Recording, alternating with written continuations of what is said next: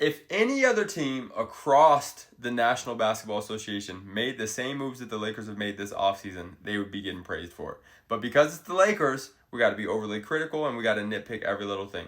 I got to be honest with you guys. The moves that they have made have been the best of a limited situation is the best way I can put it. They didn't have a ton of flexibility going into the offseason with the way that their roster was made up, the way that their cap space was configured. That's just the truth. But these guys were able to sign DeAndre Ayton, now Marcus Smart, former Defensive Player of the Year, a few-time All-Defensive Team member, for cheap while not giving up any of their other assets, right? And you could talk about Dorian Finney-Smith letting him walk, but he was a free agent anyways, okay?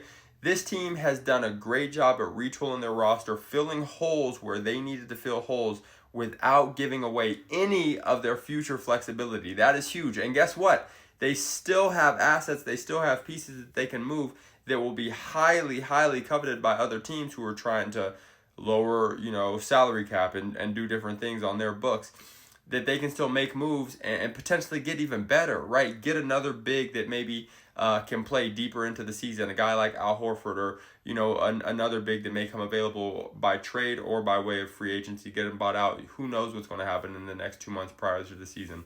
But these guys have maintained ultra flexibility going into this next season and also into their future, right? You still got assets, you still got draft picks, you still got all these things, but you have legitimately gotten better. Now, we can be critical of things like, they still got to put it all together. We got to see how much guys are going to be on the court, et cetera, et cetera. Don't get me wrong. There's still criticisms to be made.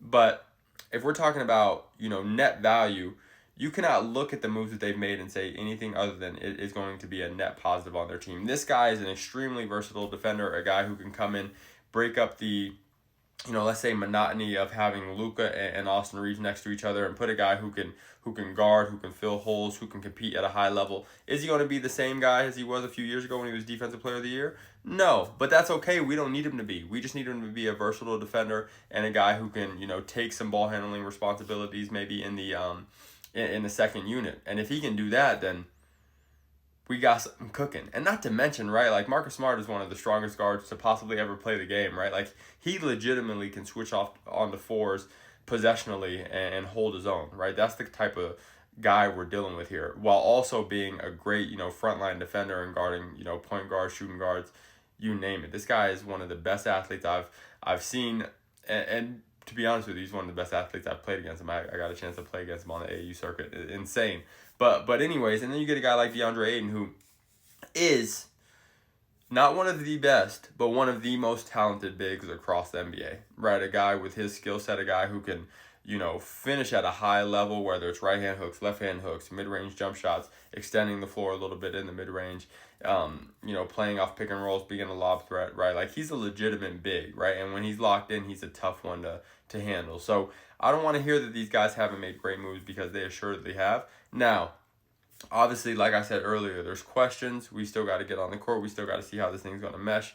But I love the moves these guys have made, and that's with the expectation that Luke is going to be much better this season than he was last season as well. So you guys let me know what you think, but I think the Lakers have had a great offseason. Peace.